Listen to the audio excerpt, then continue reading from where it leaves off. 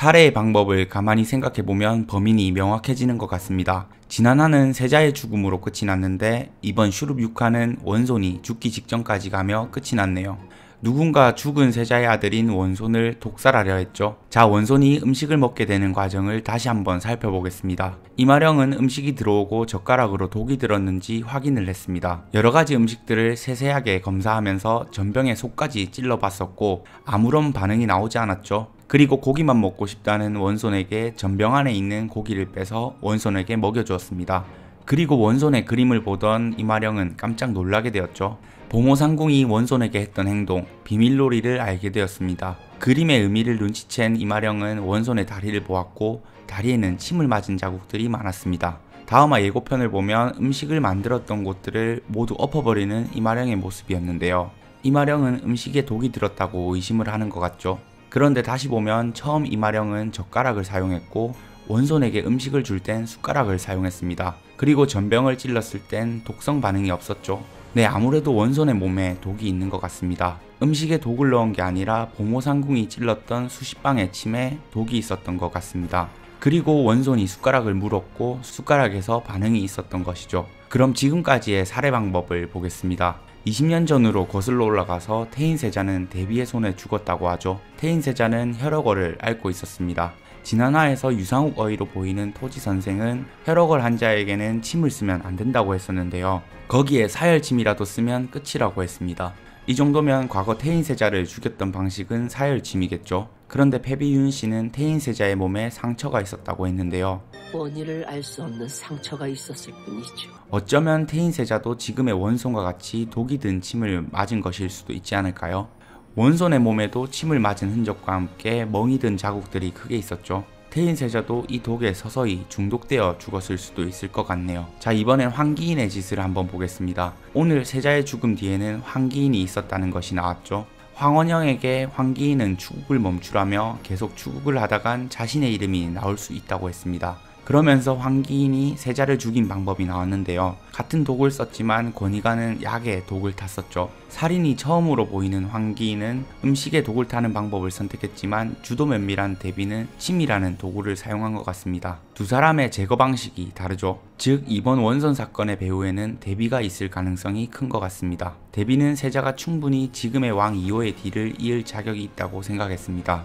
그래서 마음에 들지 않는 이마령을 봐주고 있었다고 했죠. 세자가 죽은 지금 어린 원손부터 눈에 가시거리인 이마령과 그의 자식들 모두가 필요조차 없을 것으로 보입니다. 또한 오늘 과거 스토리가 살짝 나왔었는데요. 대비가 이마령을 싫어했던 이유를 보여준 것 같은데 20년 전 자신이 이호를 세자의 자리에 앉혔지만 선왕은 이마령을 세자빈의 자리에 앉혔습니다. 당시에 대비는 세자의 엄마이지만 패비윤 씨가 중전이었죠. 대비는 자신보다 패비윤 씨를 따르는 이마령의 모습을 보면서 싫어하게 된 것 같습니다. 인정을 받지 못하는 자신 그리고 질투심 등이 대비가 윤왕후를 몰락시켰던 계기일 수도 있겠죠. 그리고 세자가 없는 지금은 이마령 쪽 사람들을 모두 없애버리려는 계획인 듯 보이네요. 대비의 인물 소개에서는 왕인 2호의 업적이 가장 중요한 인물로 표현되어 있는데 어찌 보면 후궁인 자신의 자격지심이나 질투심이 만든 욕망의 인물인지도 모르겠습니다.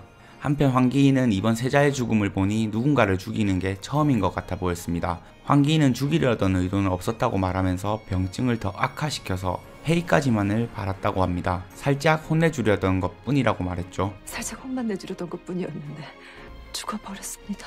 이런 말과 행동들을 봐서 지금의 황기인은 원손까지 죽일 인물은 못 되겠죠. 황원영도 마찬가지로 아랫사람들을 쉽게 죽이는 모습을 보여줬으나 황기인의 독살 이야기를 듣고 욕몰하며 놀라는 모습이었습니다.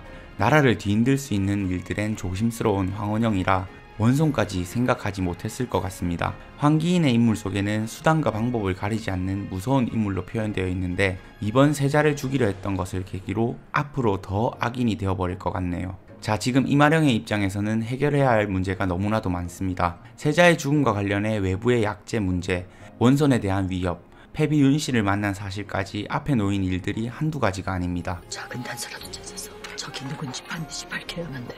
그리고 적조차 누군지 특정하지 못하고 있죠. 대비는 이마령이 패비윤 씨를 만났다는 사실을 손에 화상을 입은 궁녀에게서 듣게 되었는데요. 이 인물의 배우도 중요한 포인트일 것 같습니다.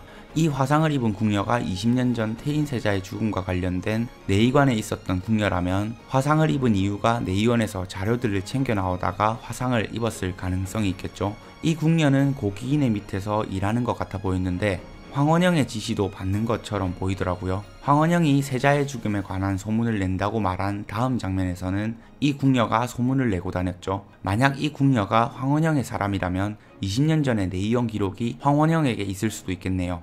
데뷔와 사이가 틀어질 수도 있으니 황원영은 보험을 들어뒀을 수도 있겠죠. 지난 영상에서 말씀드렸듯 슈룹에서는 국본의 자리를 놓고 얽힌 거미줄 같은 관계의 모습을 보여주고 있는데요.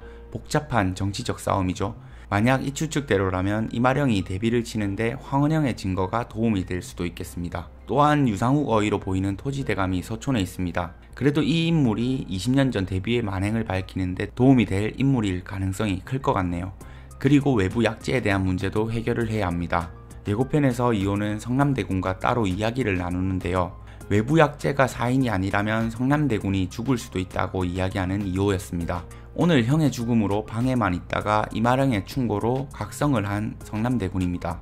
성남대군이 서촌으로 찾아가게 될 것 같은데 이 과정에서 사인이 외부 약재가 아니라는 것을 증명할 방법을 찾고 이마령을 위기에서 구해주지 않을까 합니다. 그러면서 또 청화와 엮이는 모습을 볼 수 있을 것 같네요. 영의정은 외부 약재라는 이야기만 듣고 모함을 하기 위해 의원과 의녀들을 협박했습니다. 그리고 약봉지에 대한 증언이 있었는데요.